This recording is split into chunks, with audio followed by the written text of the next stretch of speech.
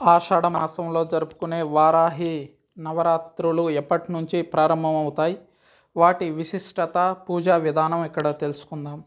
ఆషాఢ మాసంలో పాడ్యమి నుంచి నవమి వరకు 9 రోజుల పాటు వారాహి నవరాత్రులు జరుపుకుంటారు. శరణ్ నవరాత్రులు, మాఘగుప్త నవరాత్రుల్లో 9 రోజుల పాటు అమ్మవారిని పూజించినట్టే ఆషాఢ మాసంలో వచ్చే వారాహి నవరాత్రుల్లోనూ అమ్మవారికి 9 రోజుల పాటు ప్రత్యేక పూజలు చేస్తారు.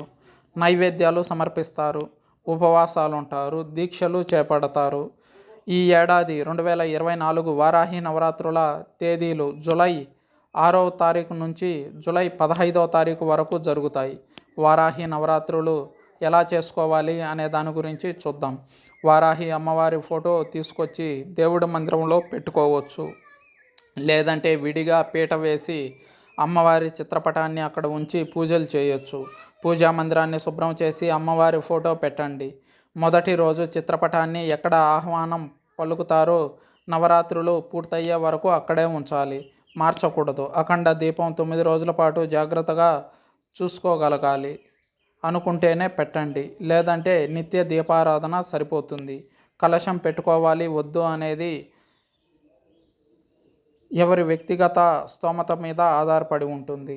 ఉదయం దీపం వెలిగించిన తర్వాత రోజంతా ఉపవాసం ఉండి సూర్యాస్తమయం సమయంలో అమ్మవారిని పూజ చేసి అభిషేకించి ఆహారం తీసుకోవాలి.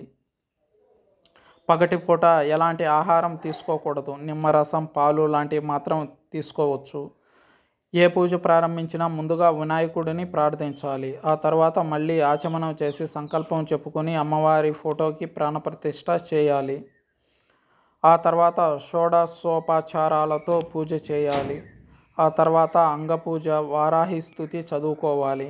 ఇంకాసేపు అమ్మవారి సన్నిధిలో కూర్చోవాలి అనుకుంటే వారాహి అష్టోత్తరం, కవచం చదువుకుంటూ పూలు, కుంకుమతో పూజ చేయండి. లలిత అమ్మవారి ప్రజ్ఞ నుంచి వచ్చిన వారాహి అమ్మవారి దగ్గర లలితా సహస్రనామాలు కూడా చదువుకోవచ్చు.